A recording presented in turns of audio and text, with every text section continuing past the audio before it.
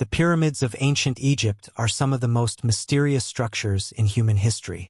How did ancient people manage to build them without modern technology? And why did the Egyptians build giant stone tombs in the first place? The history of the pyramids began about 5,000 years ago. Initially, Egyptian rulers were buried in rectangular stone tombs called mastabas. Over time, architects began placing several mastabas on top of each other. This is how the first step pyramid appeared. The tomb of Pharaoh Djoser in Saqqara. It was built around 2650 BC, designed by the famous architect Imhotep. This structure is considered the first major stone building in the world. For a visual exploration of how these monumental structures were constructed, you can watch this video on ancient Egyptian pyramids. Egyptian builders continued to experiment. Under Pharaoh Sneferu, the first pyramids with smooth sides appeared.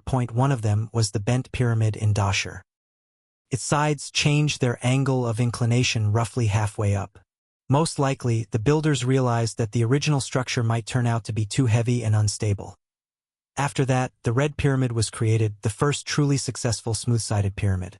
It was this very structure that became a crucial milestone on the path to Egypt's greatest monuments. The most famous complex is located in Giza, not far from modern Cairo. 3 main pyramids rise here, those of Khufu, Khafre, and Menkaure. The Great Pyramid was built for Pharaoh Khufu, whom the Greeks called Cheops. Its original height was about 146 meters. For nearly 4,000 years, it remained the tallest man-made structure on Earth. The Pyramid of Khafre appears taller because it stands on higher ground. Additionally, the remains of white limestone casing are still preserved at its peak. The smallest of the 3 is the Pyramid of Menkaure. It was encased not only in limestone but also in red granite. For a long time, there was a myth that the pyramids were built exclusively by slaves. However, archaeological discoveries reveal that the majority of the workers were Egyptian farmers, artisans, and specialists. During the Nile floods, peasants could not work in their fields, so they participated in the construction.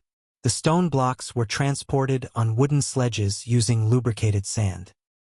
To lift the blocks, earth mounds and ramps were likely utilized. The labor was incredibly backbreaking. Yet, the construction provided people with food, housing, and medical care, while giving the state an opportunity to project the pharaoh's power. The Egyptians believed that after death, the pharaoh continued to exist in the afterlife. Inside the complex, there were burial chambers, temples, storerooms, and rooms for rituals.